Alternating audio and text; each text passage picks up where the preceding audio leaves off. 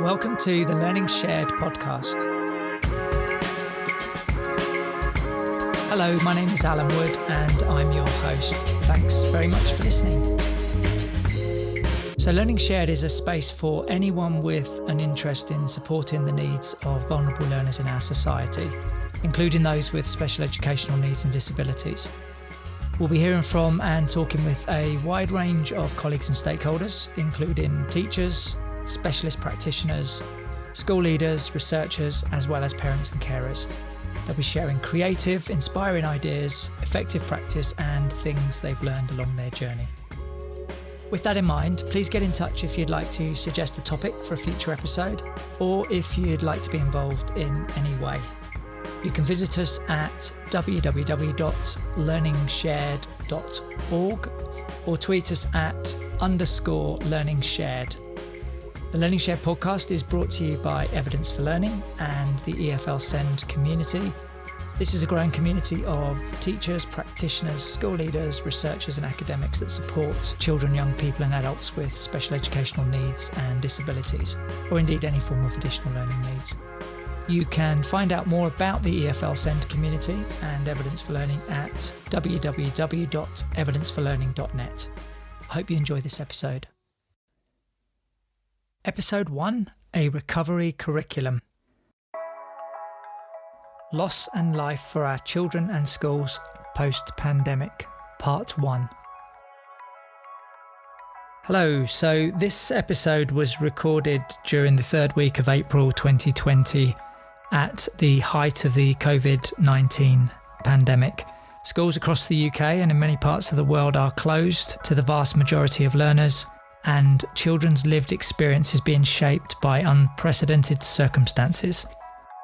Professor Barry Carpenter and Matthew Carpenter, who is principal at Baxter College in Kidderminster, have been analysing the loss children have suffered during this time and the potential anxiety and trauma this may cause, with significant impact on their ability to learn effectively. Together, they've developed the construct of a recovery curriculum, enabling schools to consider the processes that they'll need to put in place in order to successfully transition children back to school. Their ideas are contained in a think piece entitled A Recovery Curriculum, Loss and Life for Our Children and Schools Post-Pandemic. This is available for you to read, download and share with colleagues at www.recoverycurriculum.org. Now, I'm delighted that on this first episode of LearningShared we're joined by Barry Carpenter. Barry's going to talk to us about the think piece, and he's going to give a presentation that explores important factors and ideas that underpin the need for some form of recovery curriculum. For those of you listening to this as an audio podcast, we've put a link to a video slideshow of the presentation on the Recovery Curriculum website. Before I introduce Barry, let me just say a few words about his career. Barry is the Professor of Mental Health and Education at Brookes University. His career in education spans more than 40 years. He's been a classroom teacher, a head teacher at 3 schools. Barry's been an inspector of schools, as well as the director of the Centre for Special Education at Westminster College, Oxford. In 2009, Barry was appointed by the UK Department of Education as its National Director of the Children with Complex Learning Difficulties and Disabilities Research Project. In that role, some of you may know that he led an important and valuable piece of research on the use of engagement as a pedagogy. That work became very much the foundation of the Rochford Review of 2016 and was subsequently developed into what's become the department's new draft guidance on engagement. Bringing his career up to date, Barry is currently chairing a working group that's looking at the needs of girls on the autism spectrum, and that's been the focus of his most recent book. He's been awarded the honour of CBE by the Queen for services to children with special needs. I'm delighted to introduce Professor Barry Carpenter. Accompanied in places by some very enthusiastic birds in his back garden. So Barry, tell me how the construct of the recovery curriculum came into being. As the pandemic began to grow, more and more was being said about the mental health of the general population, and I was wondering, well, how does that fit with children? There was little talk of children. So I deliberately began to read the never-ending news stream around the COVID-19, but particularly looking for anything that talked about children. And a picture was starting to emerge about the child experiences. And of course, everything is not rooted in strong research. It has some evidence base, but even then, it's not a solid evidence base because this has hit us in this calendar year, and we've never known anything like it before. But I was trying to get above spurious anecdote to start to look at trends that were appearing in the news and in, let's say, worthy commentaries on the pandemic. And as I began to read and formulate some views, I began to talk to my son, Matthew. Matthew is the principal of Baxter College, a 7 Academy Trust school based in Kidderminster. And he began to respond by thoughts and through thoughts around what he would do for children, therefore, on their return to school. And from that iterative conversation came the notion of, well, we need to help children recover from whatever their experience of this pandemic may be. And for some children, that might be a very minimal one of just, I really missed my friends. But for others, it would be deeper.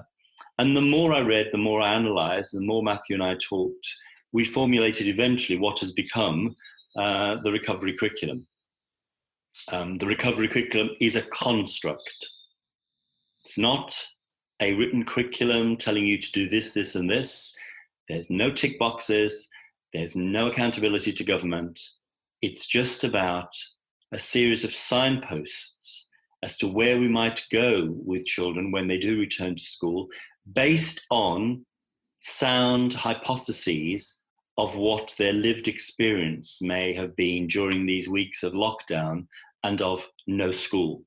I'm going to focus in this podcast today on the evidence base and what is known, and I've tried to root and ground that with quotes from children and young people, and then give some sound opinion pieces to frame some of that.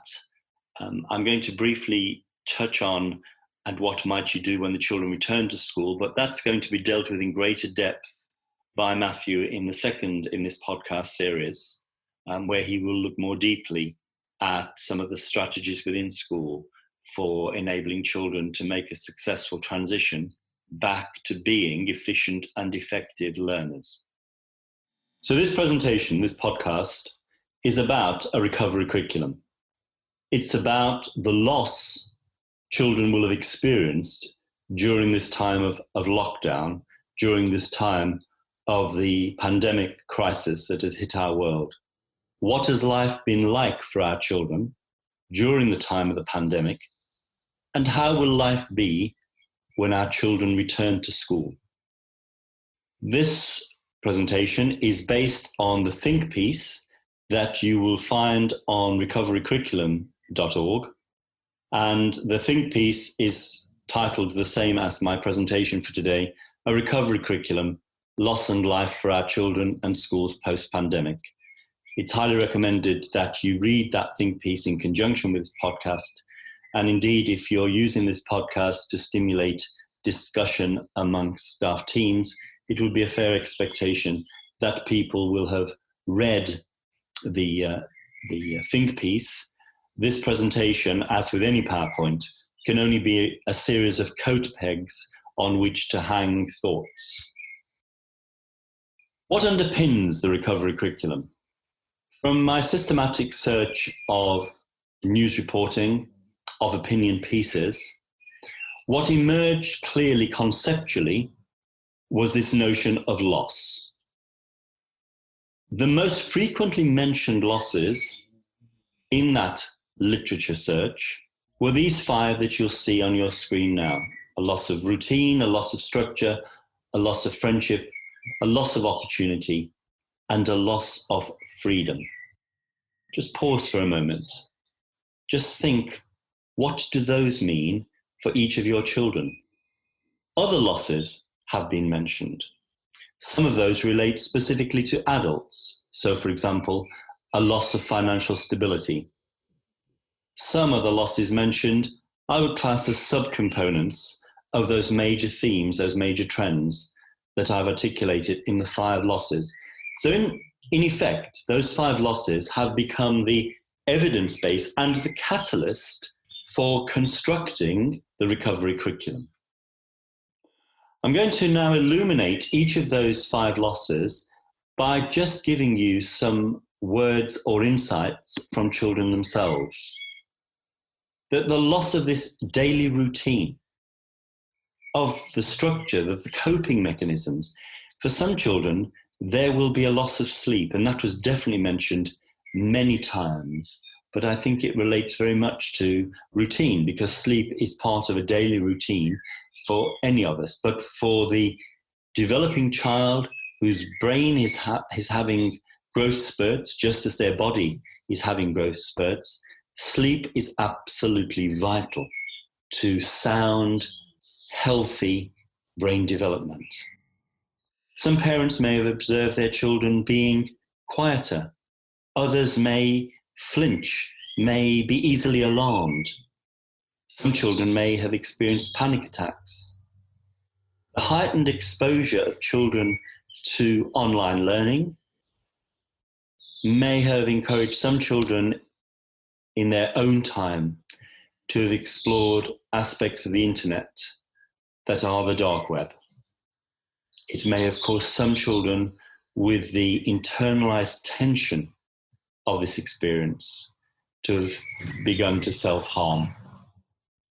The next slide actually deals with children can find it alarming that the infrastructure of their week has been abandoned. One day they were in school, the next they were not. That's a deeply troubling thing. Much as children may moan and whinge in the morning about having to rush out of school, grab their school bag, get on the school transport, or take the walk to school, it gives structure to the day. They know where they are. They know where they will be. They will know what's coming next. Now is PE, and after this we're back to class for literacy. They know. That gives them an inherent sense of security. And that is gone. Much as they know they're in their own home, much as they know that they are being home tutored by family members, this is not their usual daily ritual and experience. And they may feel quite alone in many ways because they are not interacting with their normal group of peers. Therefore, there's been a significant loss of friendship. Yes, again, those can be maintained through the mobile phone, through the laptop and the internet, all of that, but it's not the same as being side by side with your best mate. The knowing looks, the giggles, the laughter, the sharing of a joke, the playing games in the playground, the conversations as a teenager that you have about the latest music that you're into. All of that deeper social interaction has gone. There is a profound sense of loss, and for some of our children, it will have triggered a bereavement response. They will grieve for the loss of that group of peers. It will give them angst. They will mourn the loss of their social interaction with their best friends. And for some, the abandonment of the examination system, wise as that judgment has been, necessary as that judgment has been, for some children, there would have been a rite of passage by sitting their GCSE or A-level exams, or indeed graduates, as they now are, sitting their university finals. As this A-level student said, I was preparing to run a marathon, but now they tell me there is no race. What will that mean to that student in the future? Will they ever see a significance in examinations again? Because examinations have always been a constant, a static in our cycle of growth and development through the school years and beyond. It was a very dramatic decision. Again, I would say a necessary decision. But do the children truly comprehend why this has been? Will they feel that the judgments made on them to be awarded GCSEs and A-levels in 2020 have been sound judgments? Can they trust? What if they felt they were in dispute with a teacher? It wasn't a teacher that they liked or liked them. Will they feel they've been fairly judged? I wonder. There are always that group of children who are actually young carers.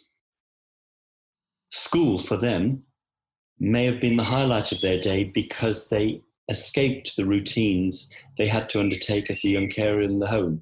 Not that they begrudged those routines, they were acts of love. But to go and be a child again with your friends in school was very, very valuable to them, emotionally and mentally, during any day. Now they are home 24/7. Their care responsibilities will have been greater because in many homes, the usual pattern of receiving carers will have gone. So for those children, there is a loss of freedom, and it probably experiences the and mirrors the experiences of other children. There is this weight of responsibility. And yes, they should be home learning, but somehow it feels inconsequential compared to the demands of the routines they're having to carry out in their home. Because now in some instances, they may even be the sole carer of that much loved parent. So there you can see the 5 losses in the lived experience of children. And all of that may have brought about this fragility in their mental health. Our children are vulnerable. They are vulnerable. Anxiety, trauma, bereavement, those are powerful forces. They were not meant to hit children in the way they have now. There is an unwritten script in all of this because some children will not have articulated their anxiety. It's maybe in their mood swings or in their sullen behavior or their sudden quietness that parents are noticing the change in their child. The demands of having to homeschool on parents cannot be underestimated. And indeed for teachers, they are teaching in different ways. They are probably constantly worried that they're doing the right thing for their children. In this return to school, whenever it happens, we mustn't forget the mental health and emotional well-being of teachers and educators in any school environment. So those 5 losses, I think, have generated, as the previous quote has said, these 4 consequences of bereavement, this grief response, this mourning response, which for some children will be prolonged mourning. It will take them a long time to recover from the sudden, dramatic loss of that essential peer group. For some, being ripped away from their school, from their social group, will, I think, invoke attachment issues. We know that if attachment is not dealt with effectively, then it can really colour the learning attainments, achievements, and overall performance of the child. I think anxiety will be very common. Who would have ever thought that schools could be closed in the way that they are now? Yes, children are used to schools being closed for holiday periods, but there's plenty of notice about those. They're part of the annual cycle. The 6-week summer holiday is much looked forward to. But the drama with which schools shut, the suddenness with which schools shut, the rapid activity of teachers to get resources together to support children in the lockdown period, it will have caused some dismay. And that dismay, unprocessed, will turn to anxiety. For some children, that event will have been traumatic. The sustained period away from school will have been traumatic. Having to live intensely only with your family, and maybe the relationships are sometimes volatile, will have caused trauma too. Some children may experience any of those things to a minimal level. But even at that level, that is justification that in any curriculum planning that takes place during the return period, those issues need to be addressed. Unaddressed, they will forever tarnish the attainment and achievement of the child. Forever, that child will feel they are not who they should have been as a learner in the school context. What are the children thinking? I've hinted at some of that in the previous slide, but these are just some questions that I've picked up from my conversations with children at a safe distance, let me say. Is school always going to be transitory? It's always been such a constant. And yet adults can make these dramatic decisions that change your life, that take your school away from you, but in so doing, take that valued friendship group away from you. And the teacher, for some children, it may be that teacher that they admired so much, they trusted so much, they actually wanted to share their days with. They've been abandoned. I know that was not a willful act. But to the young child who's cognitively developing and whose language structures are still not rich and diverse, the sense, the inner feeling, may be that of abandonment. We were walking a path together, you and I, my teacher, and then this thing, this virus, sent us on different journeys. Can our lives reconnect? Will trust return to our relationship? Can it be re-established? There are other experiences in the world that can inform our thinking. They are not the same. But the level of trauma, the drama of the sudden change mirrors what has happened during this pandemic. And I'm pulling, therefore, on what is now some very sound research from the Christchurch earthquakes in New Zealand. Just as we've been told to safe distance, just as our children have rehearsed the hand washing routine and singing happy birthday mercilessly, the children in New Zealand were taught when they felt tremors to go into what is known as the turtle pose. And here you see this little lad, Jesse, breaking from that turtle pose. How many of our children feel guilty because they didn't wash their hands for 2 minutes, or they forgot to sing happy birthday? How many of our children know that they went closer to a neighbour than they should have done? They didn't always keep that safe distance. These routines and rituals have been imposed on our children. We've done our best to explain to them, but in some cases, have they achieved deep understanding? And it's perhaps worth, once we are through the pandemic, just talking through again why we had to do those things, and now asking children, in what way did those routines, because you have survived, in what way did those routines help you to survive, to keep well, to keep safe, to keep strong? There is much debate now around the value of masks. Every day on our TV screens, we see people who are health workers having to wear masks as part of their jobs.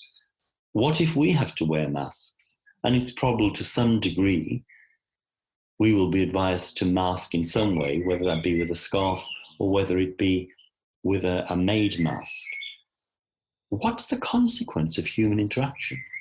Not to be able to see the face of the person you're trying to interact with.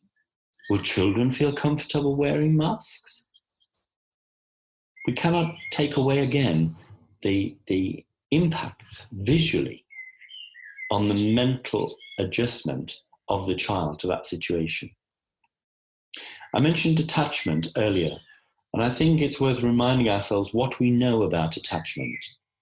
That 50% of lifetime mental illness starts before the age of 15. Children have experienced attachment issues during this pandemic. For many children, they will have just dealt with it. Their logic will have sorted out why that needed to be, or they've been satisfied that for a temporary period of time, their main contact with their friends was via their mobile phone or via their laptop and the internet. But for others, they will not have been happy with that. So what seeds of that lifetime of mental illness have been planted due to this pandemic?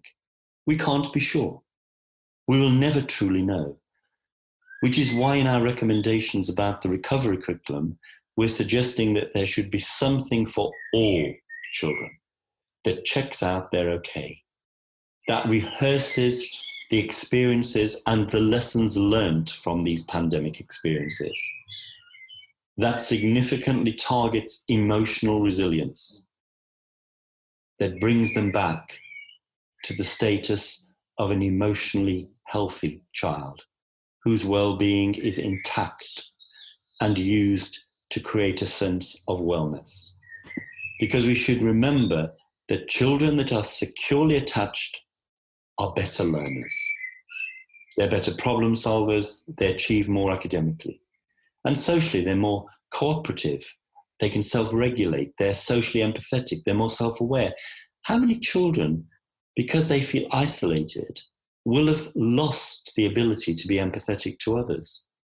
Will need some time to re-engage emotionally, to rediscover the joy of social interaction because they've had to be so self-contained and learn to content themselves during these periods of isolation.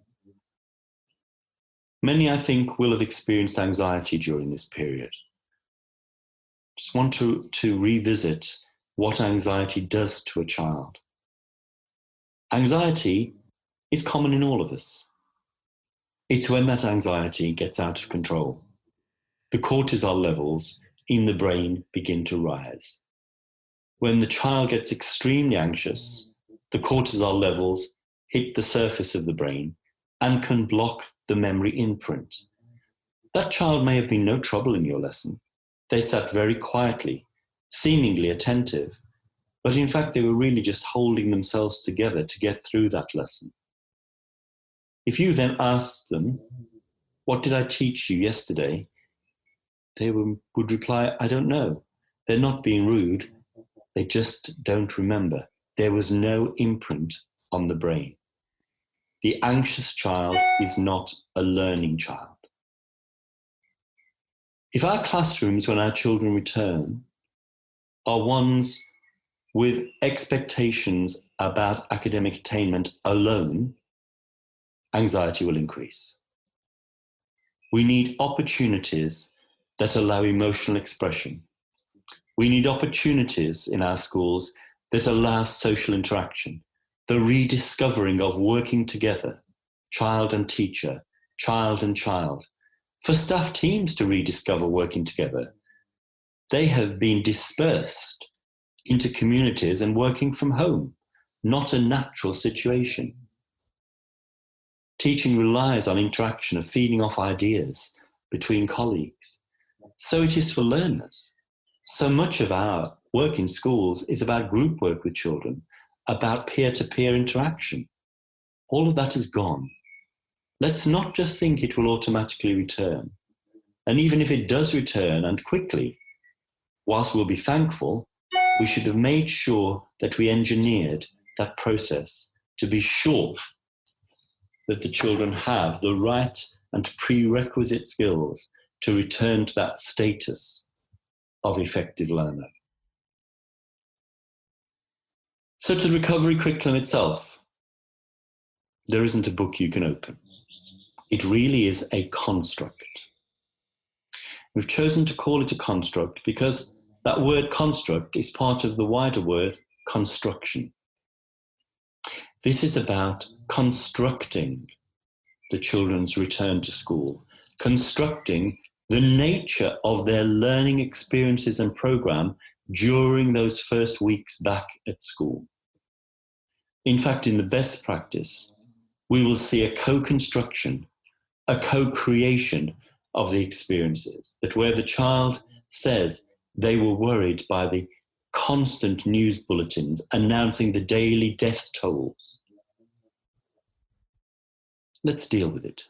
Let's plan some lessons around that. What did you hear? How did you feel? These are the facts. This is how it was dealt with. This is why we had to open the Nightingale Hospital in London and in other parts of the country. So let's co-construct, root our curriculum in the lived experience of the child, not in, well, the next step in the national curriculum says no. That is not where to start. That will destroy our children. They will return to you fragile. Some will recover rapidly, but they will return to you in a fragile state, and you need to delicately manage their return to the status of learner. And that will take, at the highest levels in a school, compassionate leadership.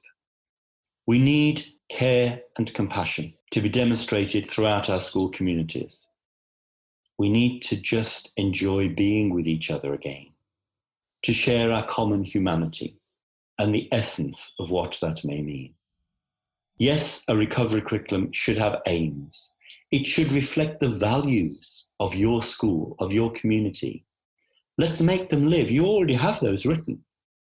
Just go back to them and say, now, divorced of a national curriculum framework or any other statutory curriculum framework, divorced of any Ofsted driving to inspect us, what is the true heart of the aims and values of this school? And how will they inform best practice with our children now? How will they inform the judgments we need to make? We've none of us ever managed such a situation before. It relies on our teaching skills, our compassion, and our humanity. It's a personalised response to that lived experience of the child. And we can do it. I have every confidence our profession can do this. To help us along that journey, Matthew has conceptualised 5 levers, and he's going to talk to the 5 levers in the second of these podcasts. You'll see here the levers deal with relationships, with community, indeed building your school community. How are we engaging within that school community? That whole thing of metacognition and the scaffolding of the learning experiences, but again, rooted and grounded in the child's experience. And to build trust in the child, for that child to trust you as their teacher again, we need to be transparent in the curriculum, not fishing it out of a book that they've never seen before, but openly, transparently talking to them and showing how you're responding to their needs. That may be a very short-lived thing. I hope it is, but it needs to be there. And the children need space.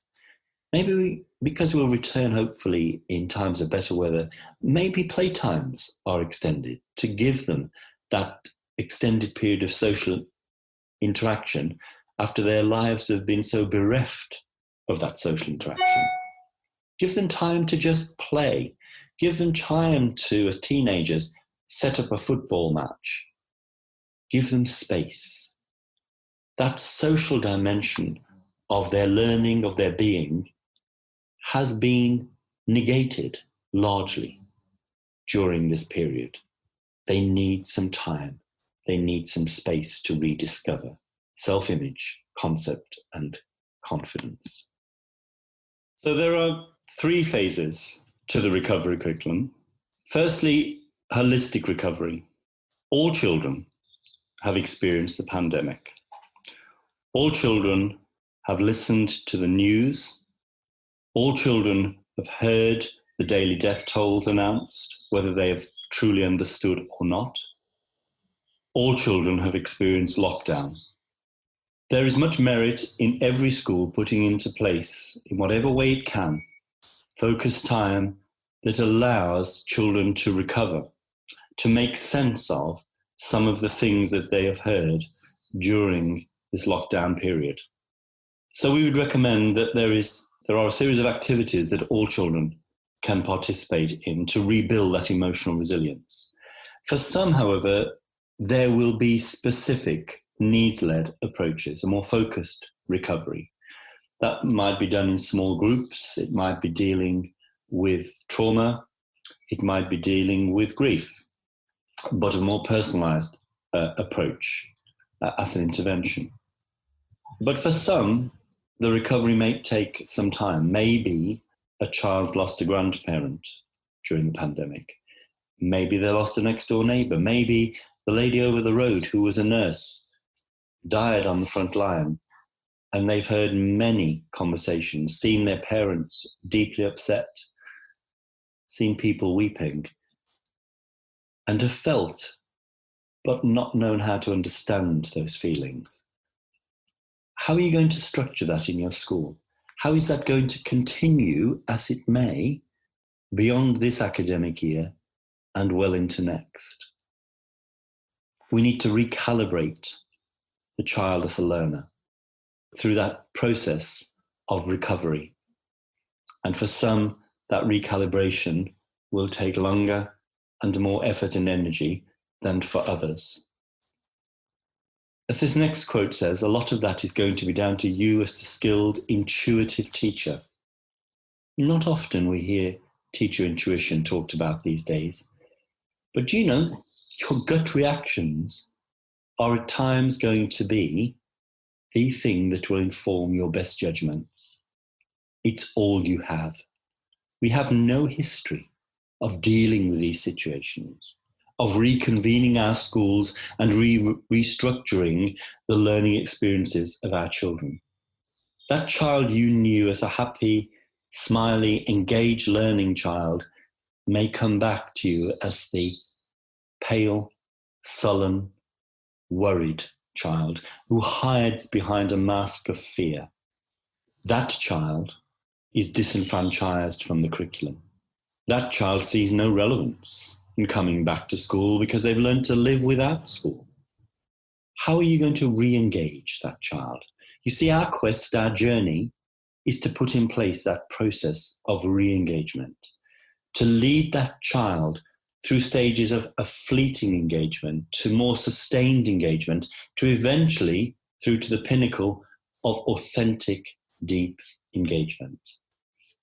Some of you will have heard me speak before, and I often talk about engagement as the liberation of intrinsic motivation. Within each child, there is something that deeply motivates them. We need to be able to look at what that would be.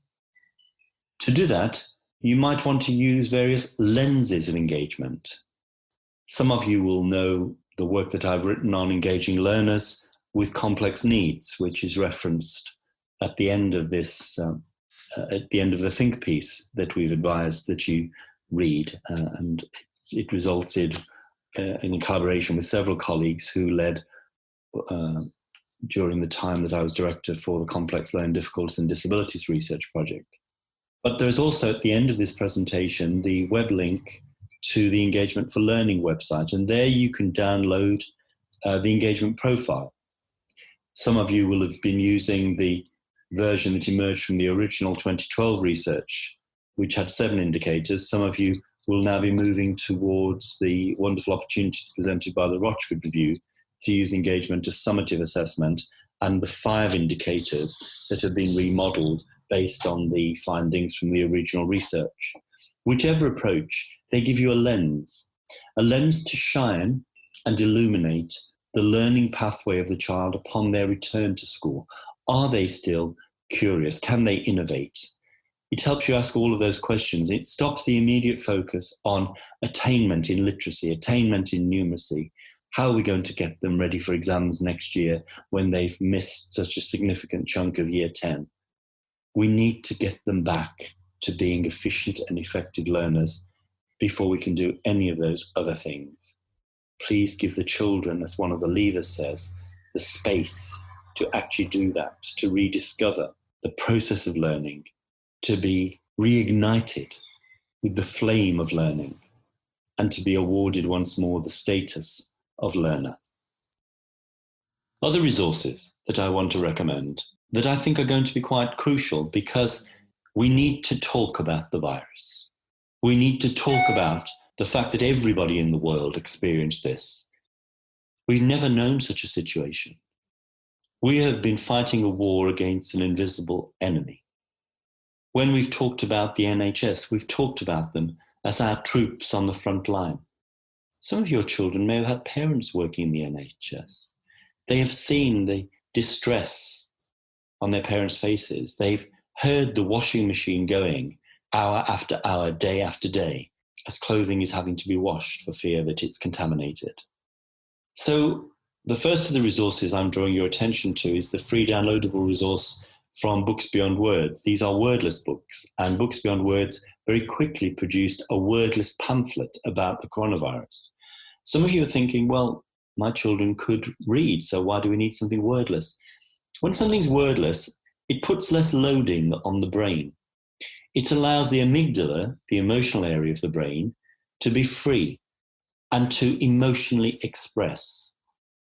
Some of your children need that opportunity for emotional expression. So maybe you'd want to use some of these pictures to, again, co-construct a story. What do you think's happening here? Why is the lady lying down and pulling a tissue out of a box? Who do you think the lady's phoning? What's the call operator saying to her? What's going to happen? Where's she going to be? What's she doing? Use those pictures as triggers to co-create that story.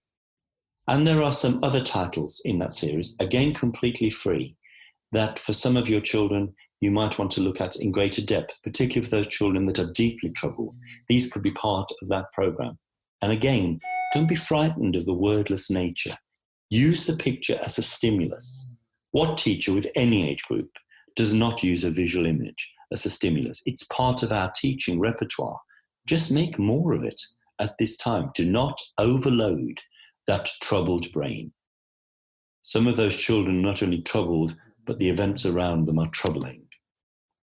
There's an app version of that for those of you that wish to use that technology, and the books are available in e-format from Books Beyond Words. Another resource I would highly recommend is produced by the charity Nurture UK. It's a bereavement box, and it has 60 activity cards that don't dwell on deep grief, but rather release the child from the constraints of grief. Help the child to deal with grief as part of life, that it's okay to mourn the loss of the time you had with those friends. Maybe for some children, again, this would go to that deeper level of recovery curriculum. Maybe they sadly lost a grandparent. Maybe a neighbour in their street died. Maybe the neighbour opposite their house was a nurse who died caring for others on the front line. And that child has heard all of those conversations, but has never been invited to be part of them. Maybe you can help that child resolve those troubling issues. So do have a look at the Nurture UK resources. And if you want some really good fun activities, but again, that get back to the very essential and fundamental ways of learning in children, you might want to look at 60 sensory minutes. And for those of you working with children with autism or complex needs, this would particularly match their learning styles. Some children, when they return, may have experienced self-harm, that they were so troubled by what they were hearing that they put themselves through some risky behaviours and began to self-harm. This book deals with, in a very constructive way, through a whole series of lesson plans, building emotional resilience, giving those children effective strategies so that they feel that they do not need to go through self-harm. There's also a very good app available called Calm Harm that you may wish to use. But this again would be about the personalized responses. This wouldn't be about the holistic intervention. And the digital experiences our children have had may have caused that self-harm. The dark web is out there, and some children will have discovered it in very negative ways.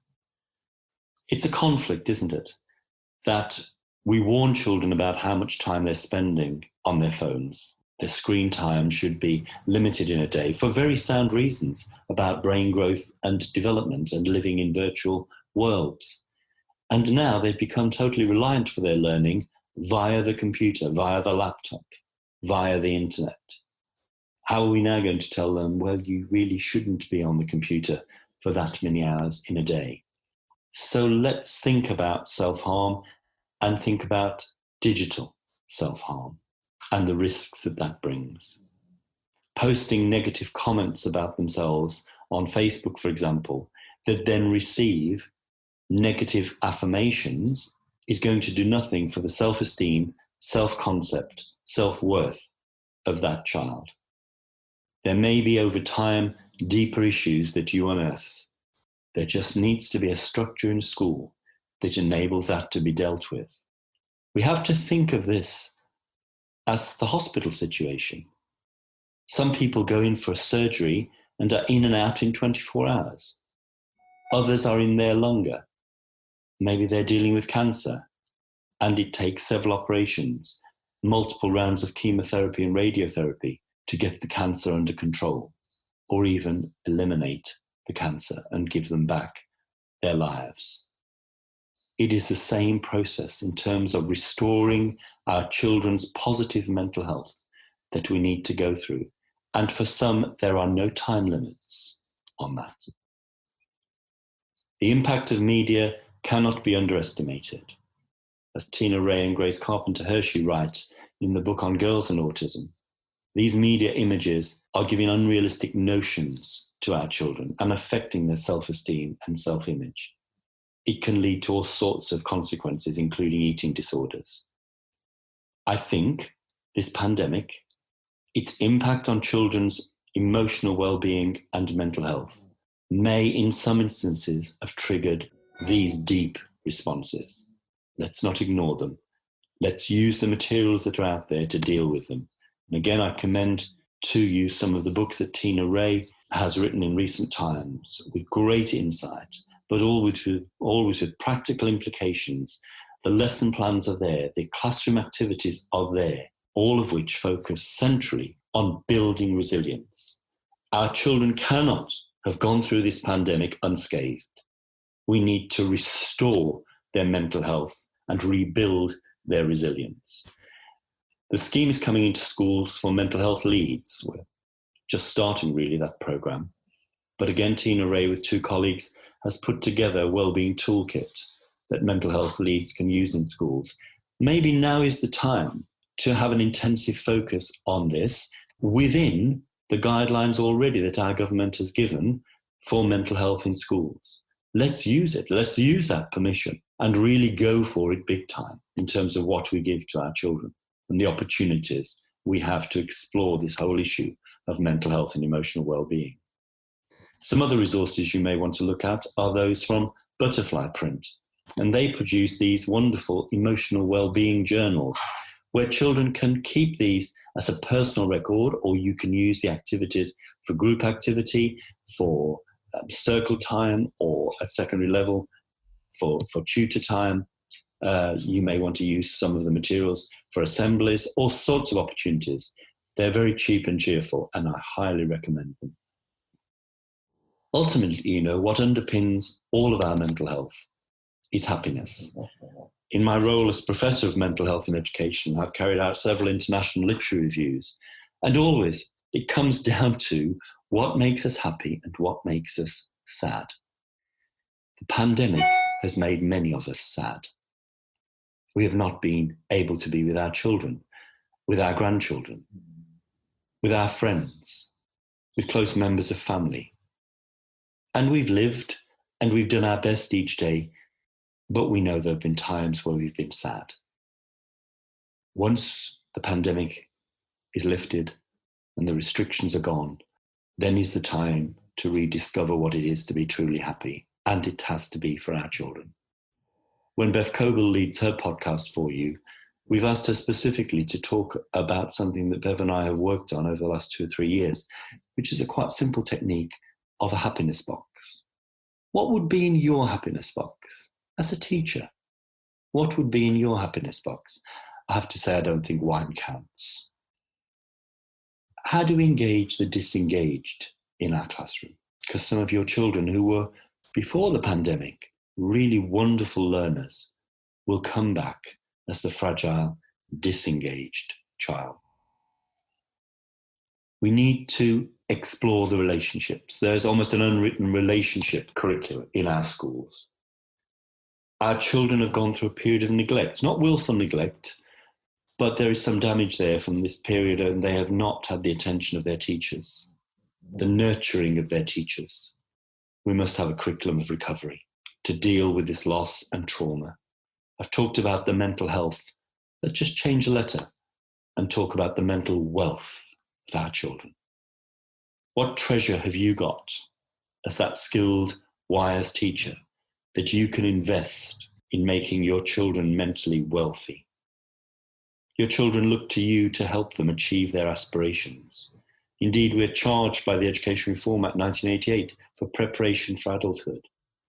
Has this dashed the aspirations of our children? Can they have their vision back?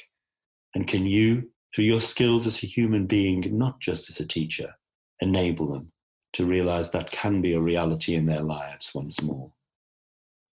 Will we be returning to situations where head teachers are saying, the children are so far behind academically? What are we going to do? Is that really our starting point? As Matthew and I have said unequivocally in the think piece, now is the time to return to more humane approaches, concerned with the fundamental well-being and secure positive development of the child. Without this, there will be no results that have true meaning and deep personal value to the child in terms of their preparation for adulthood. You see, much as you do not want it to be, when that child returns to school, it may no longer be the safe, constant place they thought it was.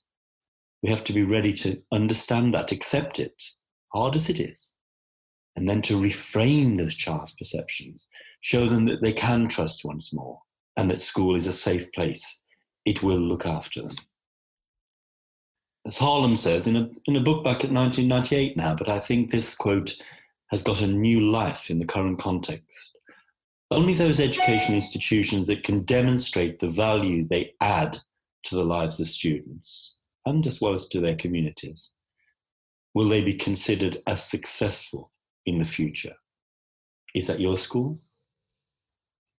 Education, intrinsically, has resilience-promoting aspects to it. School is a place, education as a process, education as people. Some of you will have heard me speak before, and you know I strongly believe, and have written in the think piece, teaching is a relationship-based profession. We're many other things, but fundamentally, it was something in your humanity that called you to be a teacher. Let's find what that was. Because now, in these early days of our children returning to schools, it will be human being to human being, one called teacher and one called child, a learner. But it's that touching of humanity that will actually enable each to rediscover the strengths we bring to each other, to re-establish trust, and on that trust, we can build success in learning to help our children deliver their own dreams and aspirations. Andy Hargreaves, in some of his writing, has talked about the global epidemic around mental health in the world. But he said at this point in history, we need creativity, care, and compassion.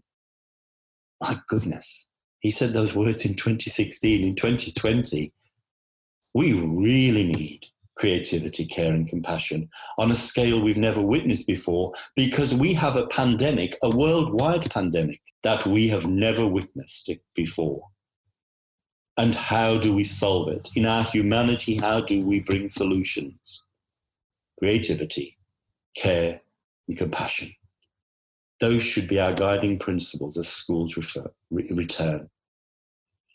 Dame Philippa Russell, who has for many years led the Council for Disabled Children and has been advising the Secretary of State during the pandemic crisis, when she read the recovery curriculum, she wrote these words: "So many children have missed and lost so much. So many children and teachers will find the transition back more frightening and unsafe rather than a return to the old normality. We are truly talking about major loss, but after loss can come recovery, and you offer through the recovery curriculum that pathway." Ponder on these words. All of this is a great forest. Inside the forest is the child. The forest is beautiful, fascinating, green, and full of hopes. There are no paths. Although it isn't easy, we have to make our own paths as teachers and children and families in the forest. Sometimes we find ourselves together within the forest. Sometimes we may get lost from each other. Sometimes we'll greet each other from far away across the forest.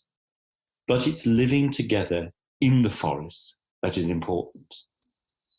And this living together is not easy. The Māori in New Zealand have some wonderful phrases. I'm not going to attempt to read the Māori, but the translation is, if kindness is shown, then kindness is what you shall receive. Simple, isn't it? It's just about the essence of humanity. Your children return, they will need some kindness. They felt lost. They felt bereft. I know you think at times, as their teacher, you're also their adversary. But in fact, you are a trusted adult who brings calm to their troubled world. They will look to you for that kindness, for that calming of their troubled minds, for those reassuring words that tell them, yes, it was tough, but it's okay now. You are here, and I am here too. If kindness is shown, then kindness is what you shall receive. Go forward, be strong, be what the children need you to be. Thank you.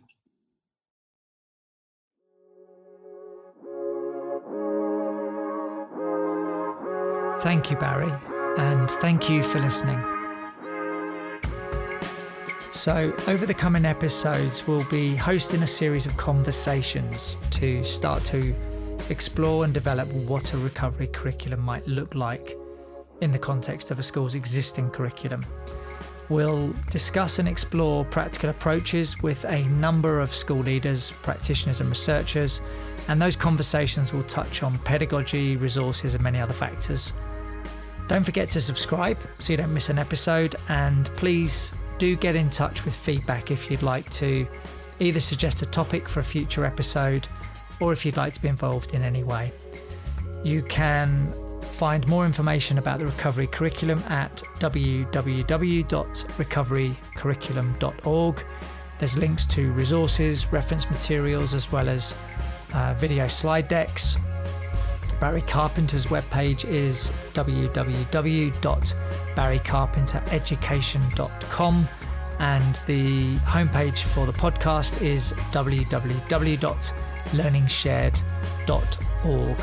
You can email us at learningshared@theteachercloud.net or tweet us at _learningshared.